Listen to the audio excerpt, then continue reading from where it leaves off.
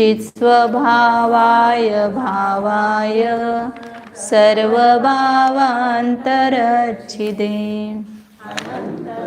मनस्तत्त्वं पश्यन्ति प्रत्यगात्मन अनेकान्तमयी मूर्तिर्नित्यमेव प्रकाशताम् परपरिणति हेतोर्मोहनाम्नोऽनुभावा दविरक्तमनुभाव्य व्याप्तिकल्माशिताया मम परमविशुद्धि शुद्धचिन्मात्रमूर्तेर्भवतु समयसार व्याख्येवानुभूति वन्दितु सौवसिद्धे ध्रुवमचलमणोभवं गतिं पत्ते ओच्छामि समयपाहुड मे नमो सुदकेवली भणिदं वंदन। श्री कुंद आचार्य विरचित समयसार परमागम है। इसमें परिशिष्ट में स्याद्वाद अधिकार है। उस स्याद्वाद अधिकार में 47 शक्तियों का वर्णन किया है कि अपने जीव द्रव्य में क्या क्या शक्ति, कौन कौन सी शक्ति है। अनंत शक्ति है ऐसा खाली बोलते हैं। जीवत्व शक्ति हमेशा है तो कैसे मरेगा, तो मरता ही नहीं है। दूसरी बताई चिति शक्ति से चेतन रहे, जड़ कभी होता नहीं। अजड़त्वात्मिका चिति शक्ति ऐसा कहा था, तो वो चिति शक्ति है इसलिए वो कभी भी जड़ होता नहीं है। तीसरा बताया दृश्य शक्ति का स्वरूप क्या बताया कि भेदो रहित सामान्य सत्ता नित दिखे दृश्य शक्ति से। दृश्य शक्ति से वस्तु का सामान्य ही स्वरूप दिखता है, उसका विशेष स्वरूप दिखता नहीं है, मतलब सामान्य प्रतिभास होता है। ज्ञान शक्ति से हर वस्तु को सविशेष जाने, ज्ञान शक्ति सदैव से ज्ञान शक्ति के कारण संपूर्ण वस्तुओं को विशेष जानता है। सुख शक्ति से सुख रूप रहता सर्वदा। सुख शक्ति इसलिए हमेशा सुख शक्ति है, तो हमेशा सुख रूप ही जीव रहता है। वीर्य शक्ति क्या काम करती है, निज द्रव्य गुण पर्याय को, अपने ही द्रव्य गुण पर्याय की रचना करती है, तो निज वीर्य से रचता सदा। प्रभुत्व शक्ति क्या काम करती है, इसका प्रताप न होय खंडित, अखंडित उसकी प्रताप रहता है, और अजब प्रभुता जीव की। विभुत्व शक्ति क्या काम करती है, सब गुण सभी में व्यापते यह आत्मशक्ति सदैव की। ऐसे एक आत्मा संपूर्ण अनंत गुणों में व्याप्त करके रहता है, या सभी गुण सभी गुणों में व्याप्त होकर के रहते हैं, मतलब परस्पर में मिलकर के रहते हैं। ऐसी विभुत्व शक्ति बताई। ऐसा लिखते तो भी चलता था कि सभी गुणों में यह आत्मा व्याप्त होकर के रहता है, ये विभुत्व शक्ति है। सर्वदर्शित्व शक्ति में क्या है कि संपूर्ण लोक और आलोक की सामान्य सत्ता देखता है। सर्वज्ञत्व में क्या बताया, हर द्रव्य गुण पर्याय को प्रत्यक्ष युगपत जानता, मतलब उस शक्ति का स्वरूप एकदम समझ में आ जाता है। सच्चत्व शक्ति क्या काम करती है, संपूर्ण लोक और आलोक का ज्ञेयाकार ज्ञान में झलकता है। हाँ, तो सब ज्ञेय झलके ज्ञान में, ऐसी रहे नित स्वच्छता। ध्यान में भी बढ़ते नहीं, स्वच्छता शक्ति का चिंतन करना। सब आवाज आ रही है, इधर उधर ये चल रहा है, चलने दो, मेरी स्वच्छत्व शक्ति के कारण ये सब मुझे समझ में आ रहा है, तो मैं स्वच्छत्व स्वरूप हूँ। तो संकलेश होते ही नहीं है, ये क्यों बात कर रहे हैं, ये क्यों यहाँ पर गड़बड़ कर रहे हैं, हम बैठे समझ में नहीं आता है क्या, ऐसे परिणाम करके हम सामायिक में संकलेश परिणाम कर लेते हैं। उसकी जगह वहाँ पर अपनी सच्चत्व शक्ति को, अपनी ज्ञान शक्ति को वहाँ पर जागरूक करो कि हमारी सच्चत्व शक्ति के कारण ये सब आवाज़, ये सब हमें समझ में आ रहा है। मुझ में सच्चत्व शक्ति नहीं होती तो ये कैसे समझ में आता। तो इसलिए मैं सच्चत्व शक्ति से संपन्न हूँ, ये ज्ञेय मुझे, मैं ज्ञान स्वरूप हूँ, ये बता रहे हैं। इसलिए मेरे ज्ञान शक्ति है। प्रकाश शक्ति में नित स्वयं से ही स्वयं को प्रत्यक्ष कर आस्वादता, हर समय अपने को जान रहा है, तो ये प्रकाश शक्ति है। असंकुचित विकासत्व शक्ति 13 नंबर की बताइए। संकोच बिन पर्याय में परिपूर्ण रीति विकास हो, यानी संकोच बिना हुए परिपूर्ण विकास होना ये आत्मा का स्वभाव है। असंकुचित विकासत्व शक्ति में बताया। अकार्य कारणत्व शक्ति क्या कहती है? पर से इसमें कार्य नहीं होता और इससे पर में कार्य नहीं होता है, इसलिए पर से न इसमें कार्य हो, पर कार्य का कारण न हो। परिणम्य परिणामकत्व शक्ति 15 नंबर की है। इससे ये क्या बताती है? आत्मा स्व और पर को जानता भी है और स्व पर के द्वारा जानना भी जाता है। जाने स्व पर को व स्व पर के जानने में आय भी। फिर त्यागोपादान शून्यत्व शक्ति में क्या बताया? नहीं त्यागता कुछ भी तथा नहीं ग्रहण करता कुछ कभी। अगुर लघुत्व शक्ति में क्या बताया? घटता न बढ़ता आत्मा एक रूप रहता नित्य रे। इसको कहने की जरूरत नहीं, इसमें ही समझ में आता है सब। उत्पाद व ध्रुवत्व शक्ति क्या बताती है? हर समय उपजे नष्ट हो फिर भी सदा ध्रुवता रहे। परिणाम शक्ति क्या बताती है? उत्पाद वे ध्रुवता सहित नित परिणमित हो आत्मा। सदृश और अविसदृश एक अस्तित्व स्वरूप परिणाम शक्ति है, तो उसमें उत्पाद वे ध्रुवता से परिणमन हो रहा है। अमृतत्व शक्ति में बताएं स्पर्श रस वर्णादि बिन रहता अरूपी आत्मा। अकर्तृत्व शक्ति में क्या बताया? जड़ कर्म कृत राग आदि का यह आत्मा करता नहीं। और अभोक्तृत्व में रागादि भावों का कभी यह जीव भोक्ता भी नहीं। रागादि भावों का करता भी नहीं और रागादि भावों का भोक्ता नहीं है। निष्क्रियत्व शक्ति क्या बताती है? कि आत्मा सदैव निष्क्रिय, निष्क्रिय स्वभावी आत्मा निष्कंप रहता है सदा। नियत प्रदेशत्व शक्ति का लक्षण क्या है? निश्चित असंख्य प्रदेश ही हो। आत्मा के जो प्रदेश है वो घटते बढ़ते नहीं, निश्चित असंख्यात प्रदेश ही आत्मा के सर्वदा होते हैं। स्वधर्म व्यापकत्व शक्ति क्या बताती है? आत्मा चारित्र दर्शन ज्ञान सुख बस आदि में नित व्याप्त है। साधारण साधारण धर्मत्व शक्ति क्या बताती है? पर द्रव्य के सम असम एवं समासम की शक्ति है, मतलब दूसरे द्रव्य के समान भी गुण है, असमान असाधारण भी गुण है और साधारण और असाधारण ऐसे भी गुण है, धर्म है। अनंत धर्मत्व शक्ति क्या बताती है? कि एक साथ आत्मा अनंत धर्मों को धारण करता है और वे सब धर्म अपने अपने लक्षणों से सहित है। निज लक्षणों युत विविध विध अनंत धर्मों सहित है। विरुद्ध धर्मत्व शक्ति में क्या बताया? इस रूप नहीं इस रूप भी। विरुद्ध धर्म तो है ना, केवल तत्वरूप ही ऐसा नहीं, अतत्व रूप भी है। केवल एक रूप ही है ऐसा नहीं, अनेक रूप भी है। इस रूप नहीं इस रूप भी, ऐसा विरोधी पण रहे। तत्व शक्ति क्या बताती है? कि आत्मा सदैव अपने स्वभाव रूप ही रहता है, निज रूप ही रहता सदा यह जीव अपनी शक्ति से। अतत्व शक्ति क्या बताती है? पर द्रव्यमय होता नहीं यह मोह की, भले कितना भी मोह करे यह जीव, मैं शरीर रूप हूँ या मैं अन्य रूप हूँ, तो भी वह कभी भी मोह की उत्पत्ति से परद्रव्यमय होता नहीं। एकत्व शक्ति क्या बताती है? कि गुण और पर्याय अनेक होते हुए भी उन सब में व्यापक एक द्रव्य है, तो गुण और पर्यायोमयी एकत्व नित रहता हो, उन सब में एकत्व रहता है। अनेकत्व शक्ति क्या बताती है?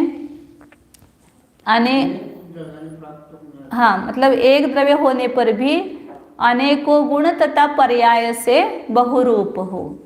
भाव शक्ति क्या बताती है?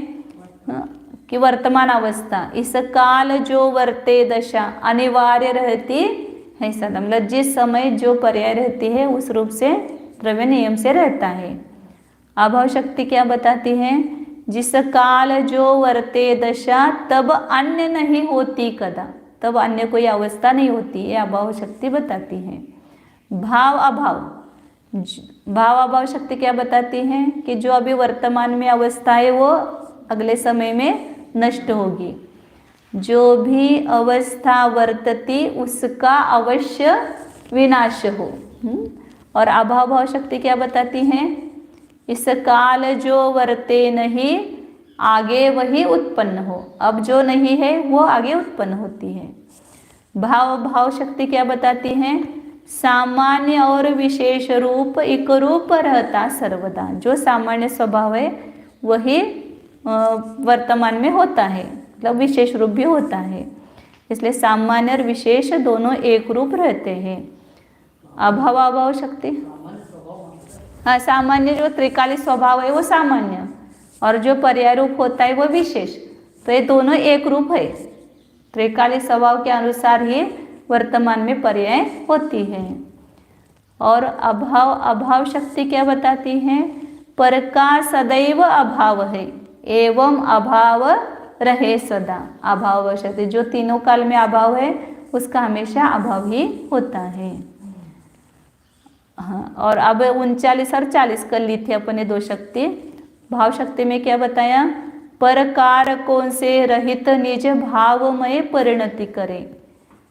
और क्रिया शक्ति में बताया बस स्वावलंबन से सदा निर्मल क्रियाओं को करे। भाव शक्ति और क्रिया शक्ति, मुझे थोड़ा सा ऐसा चिंतन हुआ था कि इसमें पर शब्द है नहीं, वहाँ पर कारकानुगत क्रिया निष्क्रांत वहाँ पर शब्द नहीं है ना, तो उसका ऐसा भी अर्थ कर सकते हैं क्या कि भाव शक्ति मतलब ये जो अपने में भी जो कारक भेद करते हैं वो कारक भेद रूप से क्रिया होना, उससे भी यह रहित एक मैं विशुद्ध चैतन्य मात्र भाव हूँ। जैसे पहले आचार्य ने इसमें मोक्षाधिकार में ये सब ऐसे कारक भेद उत्पन्न करके बताया था कि मैं जानता हूँ, मैं जानने वाले को जानता हूँ, जानने वाले के द्वारा जानता हूँ, जानने वाले के लिए जानता हूँ, जानने वाले से जानता हूँ, जानने वाले में जानता हूँ। फिर बताया फिर मैं जानने वाले को नहीं जानता हूँ, मैं जानने वाले के द्वारा नहीं जाना जाता हूँ, मतलब उसका निषेध किया उन षड कारकों का। और फिर बताया मैं तो एक सर्वविशुद्ध चैतन्य मात्र तत्व हूँ। ऐसा यहाँ पर भाव शक्ति और क्रिया शक्ति में उनको करना है कि ऐसा मुझे चिंतन हुआ है कि ऐसा अर्थ नहीं किया एक दो लोगों ने देखा मैंने उसमें, लेकिन वहाँ पर केवल शब्द क्या है, आचार्यों के शब्द देखते हैं तो कारकानुगत क्रिया निष्क्रांत भाव मात्रमय। कहाँ पर भवन मात्र भवन कारकानुगत क्रिया निष्क्रांत भवन मात्र मयी भाव शक्ति, मतलब उसमें अभेद है, उसमें वो षटकारक भेद भी करने की जरूरत नहीं है। कारक के अनुसार होने वाली क्रिया जो है उससे निष्क्रांत मतलब उससे रहित, केवल होना मात्र स्वरूप, ऐसे भाव शक्ति उसमें है। हाँ, ध्रुव स्वरूप जो है वह है ऐसा अस्तित्व रूप है, अपने सर्वविशुद्ध चैतन्य मात्र है, उसमें षटकारक भेद भी नहीं है, ऐसे भाव शक्ति बता रही है, ऐसा मुझे लगा है। लेकिन वो खुलासा करते समय उन्होंने ऐसा नहीं किया है।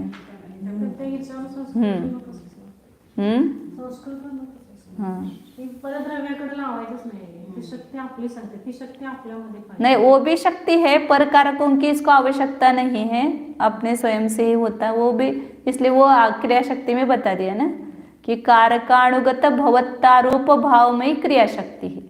कारक के अनुसार होने वाला, भवत्ता मतलब होने पना रूप, कारकों के अनुसार होना मतलब कर्ता कर्म क्रिया संप्रदान अपादान अधिकरण, इसके अनुसार होना पना स्वरूप, ऐसी भावमयी क्रिया शक्ति है। अन्य द्रव्य अपना जो जीव द्रव्य का जो कर्ता कर्म क्रिया वही ना कारकानुगत, मतलब अपने कर्ता कर्म क्रिया करण इसके अनुसार होना पना रूप जो भावमयी क्रिया शक्ति है। मतलब दो शक्तियों से विरुद्ध दो शक्तियां बताई सभी जगह एकत्व, सभी जगह विरुद्ध ऐसा नहीं है, अलग अलग भी है ना, प्रभुत्व है, विभुत्व है, सर्वदर्शित्व है, या परस्पर विरोधी नहीं है। ये भाव अभाव या तत्व तत्व एकत्व अनेकत्व विरुद्ध शक्ति बताई वहाँ पर। ठीक है, अब जैसा भी भाव है दोनों अनंत शक्तियाँ हैं, तो उन दोनों में और भी एक भाव शक्ति जोड़ दो। पर कारकों से उत्पन्न न होना ये भी शक्ति है, और कारक भेद न होते हुए एक अभेद स्वरूप रहना ये भी उसमें भाव शक्ति है। या कारक के अनुसार होने पनारूप भावमय ऐसी क्रिया शक्ति है। मतलब यह जो भी कार्य हो रहा है इस जीव में, वह पर कारकों से नहीं हो रहा है, अपने स्व कारकों से हो रहा है। मतलब स्वयं ही कर्ता कर्म करण संप्रदान आदि हो करके कार्य करने रूप आत्मा की शक्ति है। अब ये जो बताई कारकानुगत भवत्ता रूप भाव में क्रिया शक्ति, तो वो कारक, फिर कारक कहाँ से होंगे? तो एक कारक रूप होने की भी शक्ति आत्मा में ही है, इसलिए वो सब आगे कारक बताए, 6 कारक बताए और एक संबंध शक्ति। मतलब जो 7 विभक्तियां हैं, उन 7 विभक्तियां रूप आत्मा में शक्ति है। 7 विभक्ति रूप से कौन होता है? एक आत्मा ही 7 विभक्ति रूप से होता है। तो विभक्ति मतलब क्या? भेद। तो जो अपने को पर से विभक्त अनुभव करता है, ऐसे आत्मा में जो जानता है उस आत्मा को, उसको ही 7 विभक्तियां समझ में आ गई। 7 विभक्तियां हमने याद की बहुत, ये कर्ता कर्म करण। लेकिन जो पर से भिन्न, पर से विभक्त ऐसे अपने आत्मा का वेदन करता है, वो ही समझता है कि मेरा आत्मा ही करता है, कर्म है, करण है, संप्रदान है। मतलब 7 विभक्तियां सही उसको समझ में आई। नहीं तो हमने 7 विभक्तियां तो रट ली है, लेकिन ये 7 विभक्तियां रूप कौन है? तो इसलिए यहाँ आत्मा, आत्मानम, आत्मना, आत्मने, आत्मनः, आत्मा, आत्मनि करोति या जानाति, करोति मतलब या जानाति लेना, जानता है। तो इस प्रकार ये सब कारक अपने एक आत्मा में ही है। तो उसमें एक एक शक्ति जो है वो भी अलग अलग ली है। पहली शक्ति 41 नंबर की है, कर्म शक्ति। 41 नंबर की लेते हैं। प्राप्यमाण सिद्ध रूप भावमयी कर्म शक्ति ही। कर्म किसको कहते हैं? कर्म मतलब वो द्रव्य कर्म नहीं लेना, यहाँ जो कर्मान वर्गना कर्म रूप परिणमती है, कर्म शब्द भी अनेक बार आता है। तो यह कर्म मतलब कर्ता का कार्य, कर्म जिसके ऊपर क्रिया होती है, मतलब क्रिया के द्वारा जो प्राप्त किया जाता है उसको बोलते हैं कर्म। जैसे कुंभकार मिट्टी से घट को बनाता है, तो यहाँ पर घट रूप कर्म उत्पन्न हुआ, तो वो कर्म कहा जाता है। या जैसे बाई जो है वो रसोई बनाती है, तो रसोई क्या हुआ? वहाँ पर कर्म हुआ। तो कर्ता जिसको प्राप्त करता है, कर्ता के द्वारा जो प्राप्त किया जाता है उसको कर्म कहते हैं। तो यहाँ पर इसलिए कहा प्राप्यमान मतलब प्राप्त किया जाने वाला, कर्मणि धातु साधित विशेषण है। तो प्राप्त किया जाने वाला जो सिद्ध रूप भाव है, मतलब वहाँ जो प्रसिद्ध हुआ, प्रकट हुआ, व्यक्त हुआ जो भाव है, उस भाव स्वरूप होने की शक्ति किसमें है?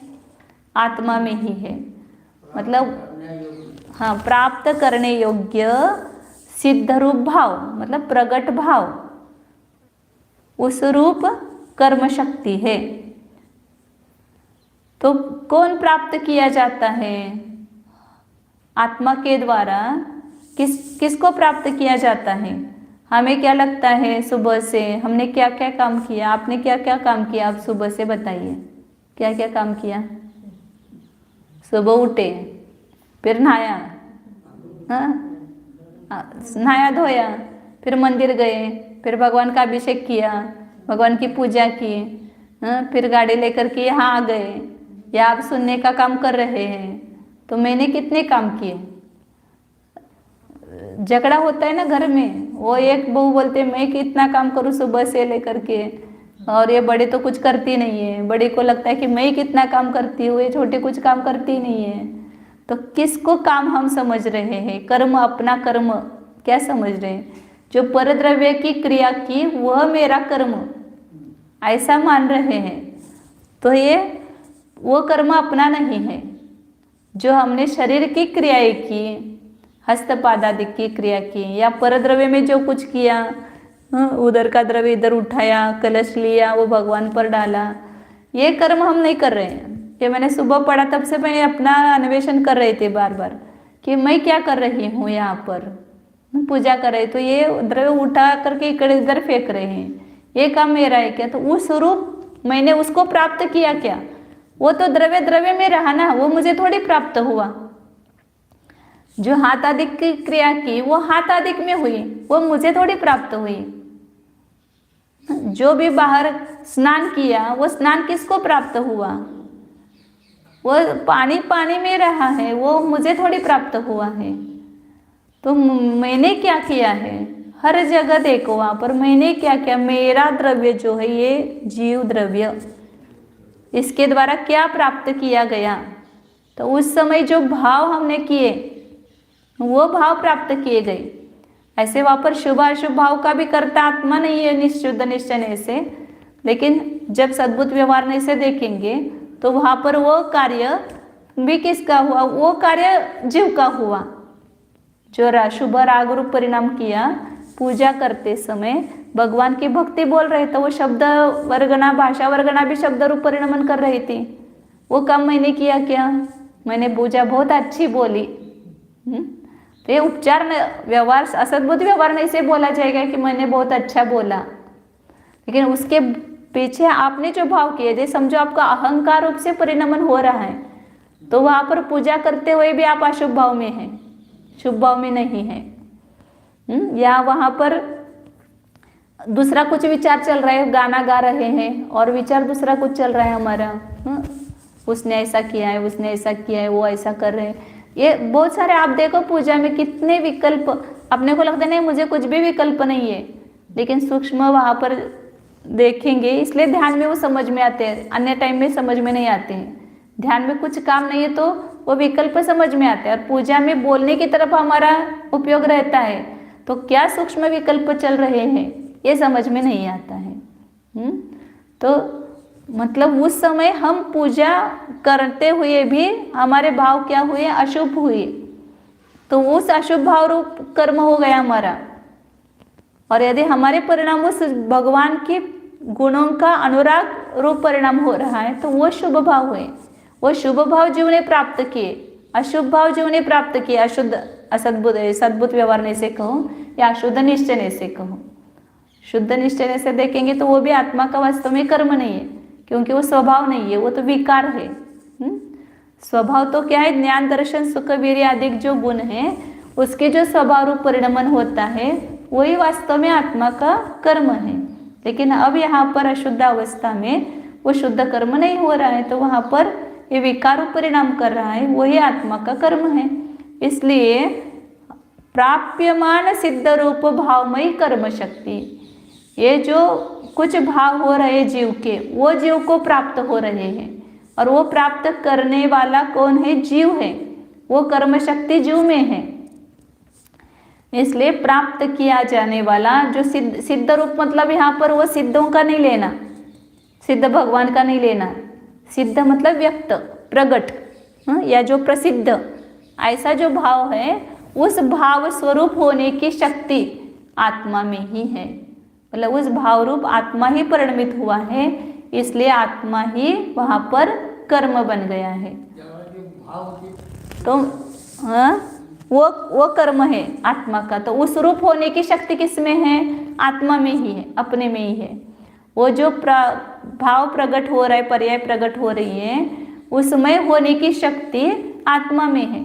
हमारे भाव ना भगवान को प्राप्त होंगे, ना आने के लिए किसी भक्त को प्राप्त होंगे, या कोई सुन रहा है, समझा हम पूजा बोल रहे हैं, तो वो भाव अन्य जीव को नहीं प्राप्त होगा, वो जीव स्वयं ही प्राप्त करेगा उन भावों को। इसलिए जो प्राप्त होने वाले सिद्ध रूप भाव हैं उसमें होने की शक्ति मुझ में ही है। अशुभ शुभ भाव ये व्यवहार मतलब सदमस्त अवस्था में या निचली भूमिका में है, और जब शुद्ध स्वभाव पर्याय होगी तो स्वभाव पर्याय रूप जो कर्म पर्याय प्राप्त होगी वो भी आत्मा को ही प्राप्त होगी, तो वो कर्म आत्मा का ही है। जो कार्य जीव में हो रहा है वो उसको प्राप्त जीव ही कर रहा है।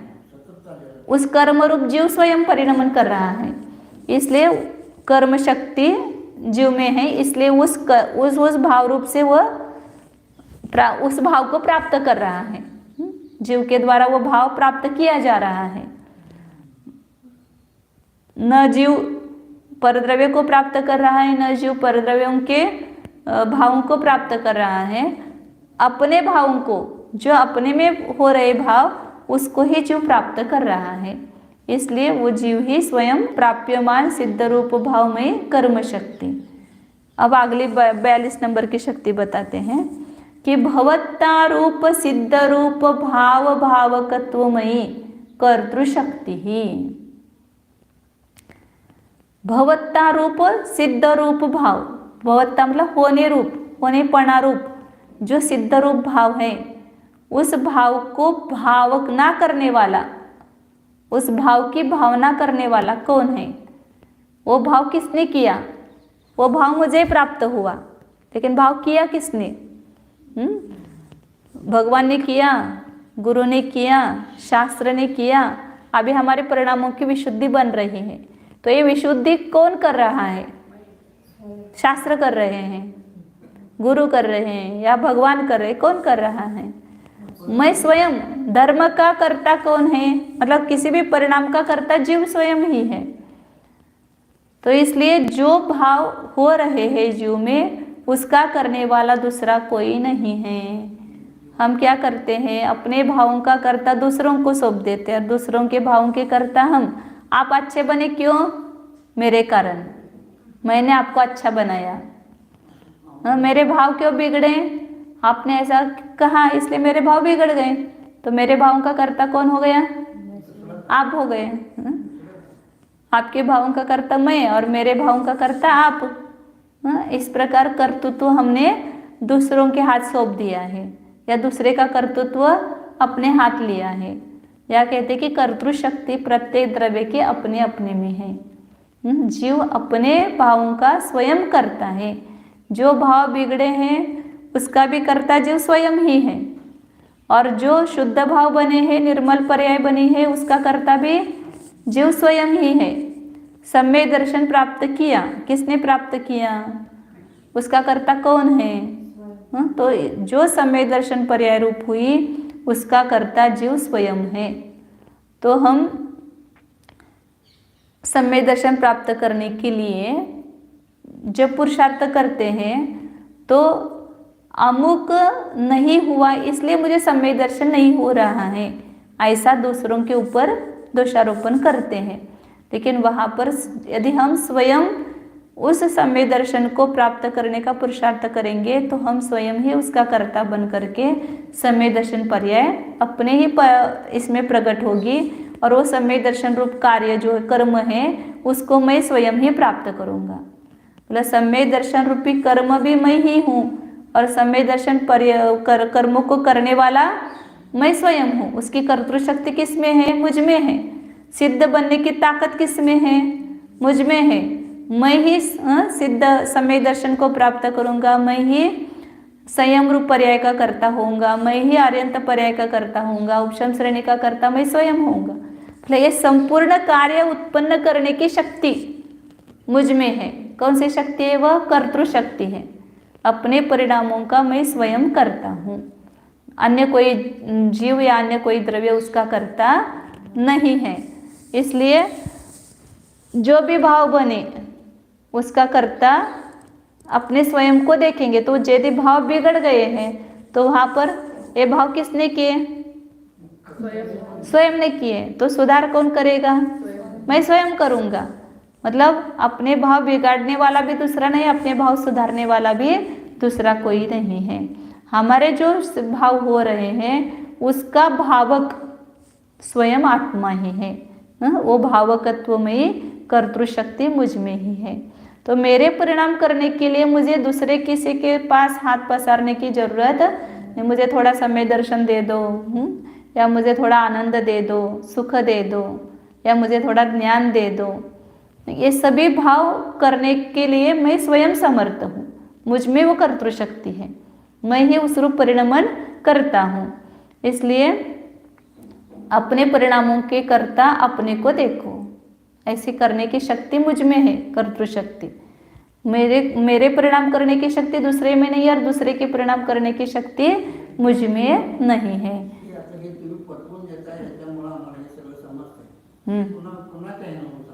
तुमच्यानंच तुम्हाला समजा लागले, टेबलाला समजेना, मी सांगा लागले ते, और टेबल को क्यों नहीं समझ में आ रहा है? मैं समझा रही हूँ, आपको क्यों समझ में आ रहा है? तो आप में समझने की शक्ति है, इसलिए आप समझ रहे हैं, और वो समझने के कर्ता आप स्वयं है, मैं नहीं हूँ। और यहाँ ऐसा कोई जीव आकर के बैठा है, मैं कितना भी समझा रही हूँ लेकिन उसके दिमाग में नहीं जा रहा है, तो मैं उसका कर्ता बन सकती हूँ क्या? फिर उसको नहीं समझ में आ रहा है, उसका भी मैं कर्ता बनना चाहिए। फिर आपको समझ में आ रहा है, उसका भी मैं कर्ता बने, और उनका कर्ता कौन बनेगा फिर? ये निमित्त, इसलिए कहते हैं ना, निमित्त को निमित्त की तरफ रखो। आपको समझ में आ रहा है, आप में रचना हो रही है, आपके द्रव्य में वो रचना हो रही है, आपकी वीर्य शक्ति उसकी रचना कर रही है, आप में स्वयं कर्तृत्व शक्ति है, तो वो भाव बन रहे हैं, आप उसके कर्ता हो रहे हो, वो भाव आपको ही प्राप्त हो रहे हैं, ऐसा कर्म शक्ति भी आप में ही है। ये सब होते हुए वहाँ पर परद्रव्य में जो परिणमन हो रहा है वो आपके अनुकूल हो रहा है, तो इसलिए मैं निमित्त बन रही हूँ आप में। आपके ये समझने की आप में अभी वर्तमान में योग्यता जगी है, तो वहाँ पर निमित्त कोई ना कोई होगा ही अवश्य बाहर। तो लेकिन मैं समझाने रूप से परिणमन कर रही हूँ, वो समझाने रूप भाव मुझे मिल रहा है, समझाने का भाव मेरा है, समझने का भाव आपका है। तो समझने का भाव रूप परिणमन कौन कर रहा है? आप परिणमन कर रहे हो, और उसका कर्ता कौन है? आप है समझने के।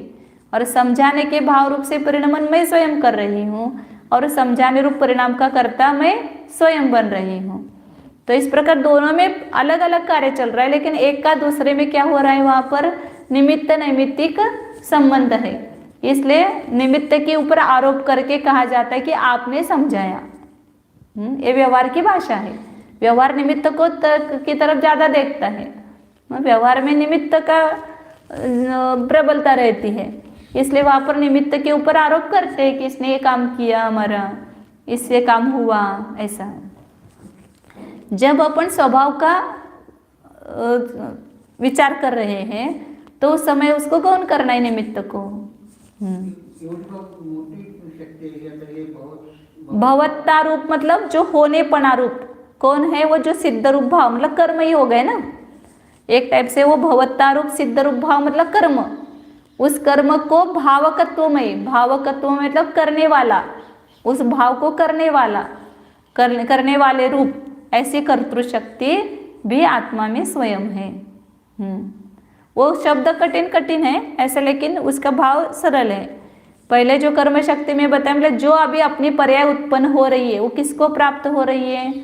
स्वयं को प्राप्त हो रही है। वो ऐसे क्यों प्राप्त हो रही है स्वयं को? ऐसे कर्म शक्ति है, उस रूप परिणमने की शक्ति है, और उस कर्म को करने की शक्ति किस में है? मुझ में ही है। तो जो भाव हो रहा है उसका भावक कौन है? मैं स्वयं हूँ। भावक मतलब भाव करने वाला। भवत्ता रूप जो सिद्ध रूप भाव मतलब कर्म, उसको भावक जो है वह कौन है? आत्मा स्वयं है। इसलिए भावकत्व में कर्तृ शक्ति है।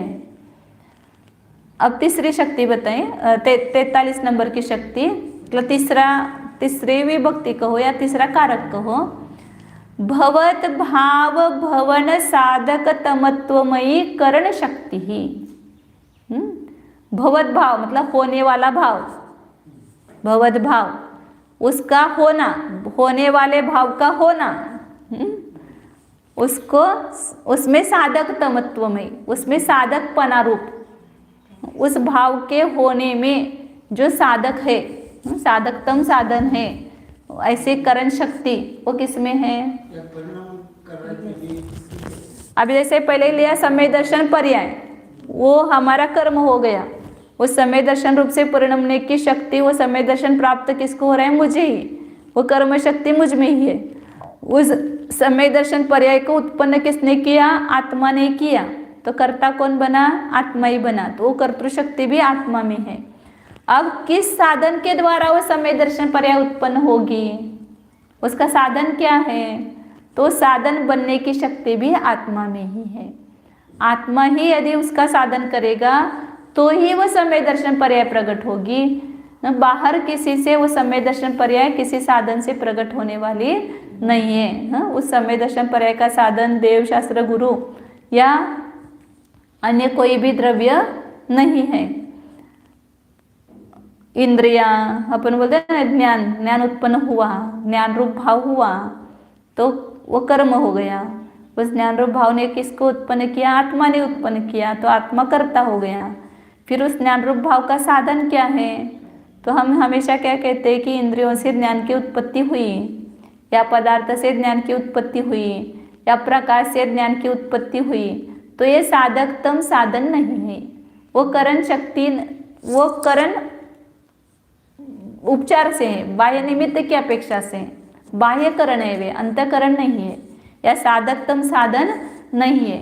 तो उस अपनी समय दर्शन रूप पर्याय या समय ज्ञान रूप पर्याय या चारित्र रूप पर्याय, ये जो कार्य हुआ है, इसका साधन होने की शक्ति किस में है? आत्मा में ही है। मतलब अपने द्वारा ही वो काम हुआ है। मेरे में ही ऐसी एक करण शक्ति है कि जिस करण शक्ति के कारण मैं ही सब उसका साधन बन करके वो काम हो गया। अन्य किसी साधन के द्वारा उसकी उत्पत्ति नहीं होती है। तो जो अपने पर्याय जो भी भाव हो रहे हैं उसका साधकतम साधन करण कौन है? मैं ही। जैसे अभी पूजा हुई, पूजा मतलब क्या है? जो जीव के पूजा रूप भाव हुए वो पूजा है। पूजा नाम किसका है? हम पूजा नाम किसका देते हैं? द्रव्य चढ़ाया, हमने पूजा की। देखो लोगों को कभी द्रव्य नहीं चढ़ाने को मिलेगा, मंदिर नहीं मिलेगा तो कितनी आकुलता। बिना मंदिर के, बिना द्रव्य चढ़ाए पूजा होती है कि नहीं होती है? पूजा रूप भाव जो जीव का है उसको पूजा कहते हैं। और पूजा करने वाला कौन है? वो स्वयं जो जीव है वो पूजक है। और पूज्य भी क्या है? उसके ज्ञान में उसने जो अरिहंत प्रभु की स्थापना की है वही वास्तव में पूज्य है। बाहर के अरिहंत प्रभु पूज्य नहीं है। हम किसकी पूजा कर रहे हैं? अपने ज्ञान में जिस अरिहंत भगवान की हमने स्थापना की है, वो जो अपनी स्थापना रूप निक्षेप रूप पर्याय है, जिसको कहते हैं ज्ञान अरिहंत, वो द्रव्य अर्थ अरिहंत है। ज्ञान अरिहंत कौन है? तो हम किसकी पूजा कर रहे हैं? ज्ञान अरिहंत की कर रहे हैं ना। अरे वो निमित्त बन रहे हैं बाहर के अर्थ अरिहंत। अरिहंत शब्द, वो शब्द अरिहंत है। वो जो सिद्धालय में विराजमान या अपने समोशर में विराजमान जो प्रभु है वो अर्थ अरिहंत है। उस अरिहंत को जानने वाला हमारा ज्ञान जो है वो ज्ञान अरिहंत है। और उस ज्ञान अरिहंत की हम पूजा कर रहे हैं वास्तव में। क्योंकि जब तक हमारे ज्ञान में वो अरिहंत प्रभु नहीं आएंगे तब तक हम उनकी पूजा कैसे कर सकते हैं? नहीं कर सकते हैं। तो सब अपने में हो गए कि नहीं? पूजा, पूज्य, पूजक, ये सब अपने में है। और पूजा की सामग्री क्या है? वो हमें लगता है कि बाहर के पूजा की सामग्री से हम पूजा कर रहे हैं। तो अपने जो निर्मल भाव है, अपने जो परिणामों की विशुद्धि है, वही वास्तव में उसका साधन है वो पूजा का। तो ये सब पूज्य, पूजक और सामग्री। और पूजा का फल कहाँ पर है? अपने में ही है। जो आनंद मिला किसको मिला? अपने को ही मिला, स्वयं को मिला। तो ये सब कहाँ पर है? ये अभी ना कुछ दिखता ही नहीं अपने को।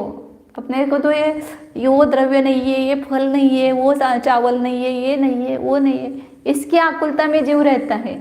और ऐसे स्थापना करनी थी अपने, ऐसे कर दी, बस उसके संश्लेष परिणाम किए तो आपकी पूजा कहाँ गई? सब बिगड़ गई ना। अशुभ भाव हुए संश्लेष परिणामों से। और वो दूसरा ही विचार कर रहे हैं तो क्या पूजा हो रही है? जो ध्यान शिविर में पूजा होती है वैसी पूजा अभी नहीं होती है। तो ध्यान शिविर में क्या क्या सामग्री थी आपके पास में?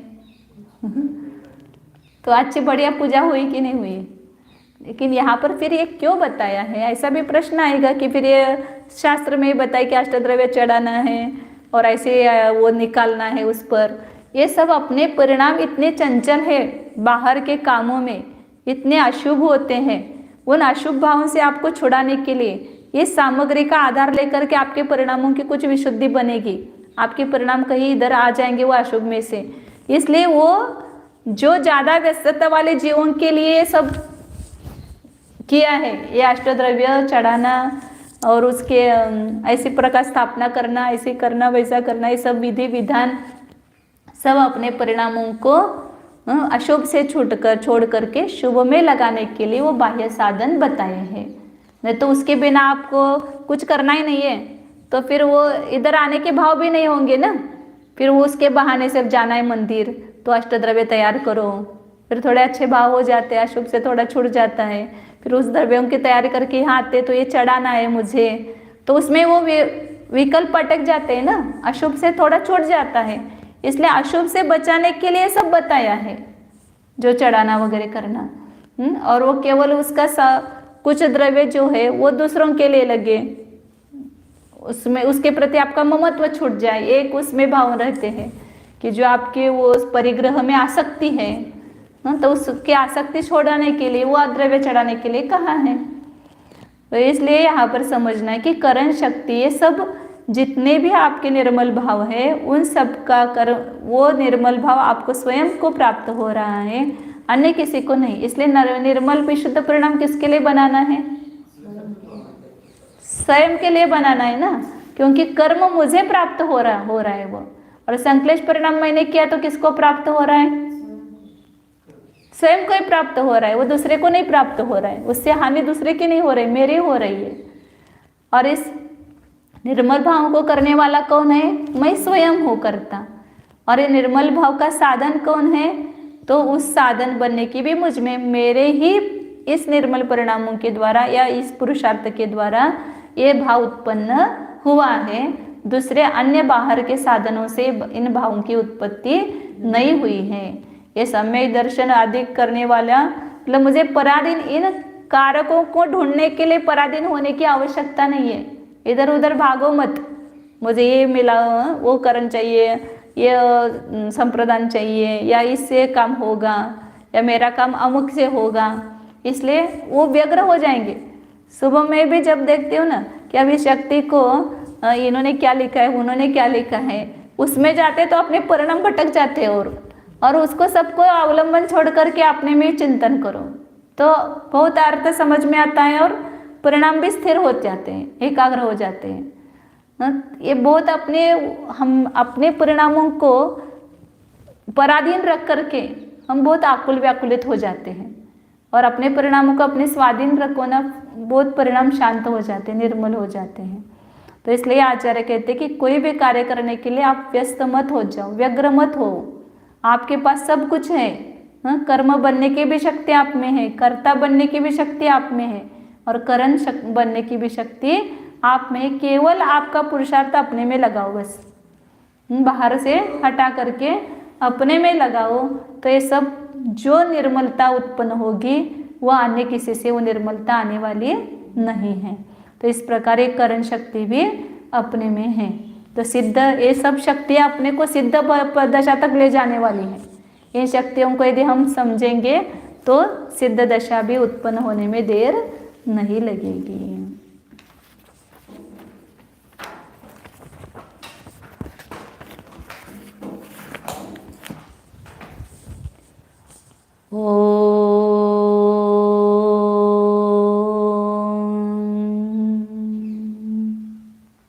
जानिए, यह मैं शुद्ध चैतन्यमय जीव ही हूँ।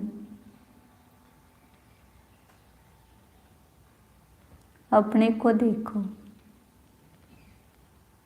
इस शरीर रूप से नहीं, शरीर के भीतर जो जानने देखने वाला चैतन्यमय जीव विराजमान है, आत्मा है, कारण परमात्मा है, उसकी ओर देखो।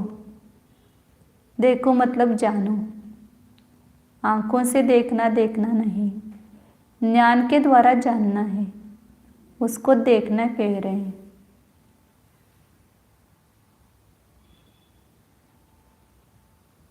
ये चैतन्यमय वस्तु मैं हूँ, मैं सदा हूँ, इस शरीर में भी हूँ, उसके पूर्व अनंत शरीरों में था, आगे भी रहूँगा। लेकिन मैं शरीर रूप नहीं, अपने धर्म में ही हूँ, स्वधर्म में व्यापक हूँ। मैं अपने अनंत धर्मों में व्यापक हूँ।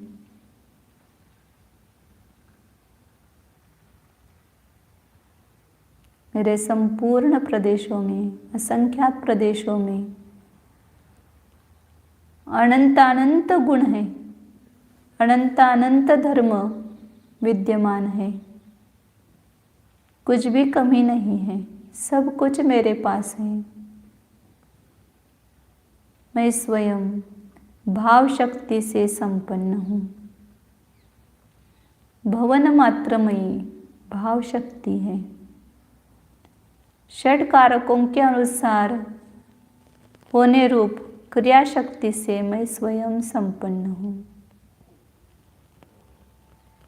प्रत्येक भाव मेरे द्वारा ही प्राप्त किया जा रहा है, तो कर्म शक्ति स्वरूप मैं ही हूँ। मैं स्वयं उस भाव का करता हूँ, निर्मल भावों का मैं करता हूँ। ऐसी कर्तृत्व शक्ति से संपूर्ण हूँ। मैं अपने भावों को ही कर रहा हूँ, अन्य कुछ नहीं। अपने भावों रूप ही परिणमित हो रहा हूँ, अन्य कुछ नहीं। मैं अपने द्वारा ही परिणमित हो रहा हूँ। मेरा कार्य अपने द्वारा ही हो रहा है। मैं तो इन सबको जानने देखने वाला, ज्ञाता दृष्टा, परम मध्यस्थ स्वरूप चिन्मात्र भाव हूँ। सर्व विशुद्ध चैतन्य स्वरूप हूँ। देखिए अपने को, एक क्षण के लिए अपने स्वभाव में उपयोग को टिकाए रखिए। आनंद सागर उछलता है।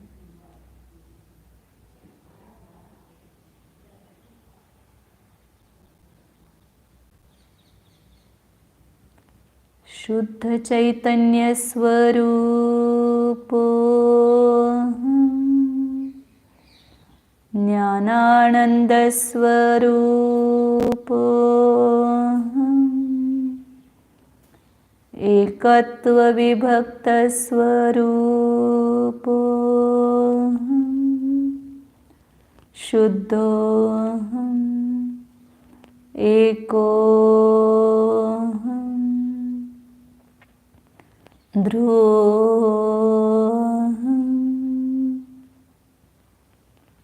ओम।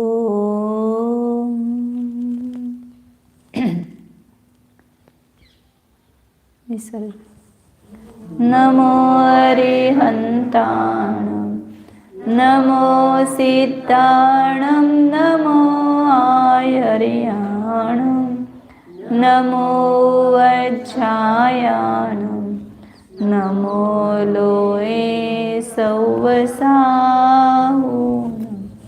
नमो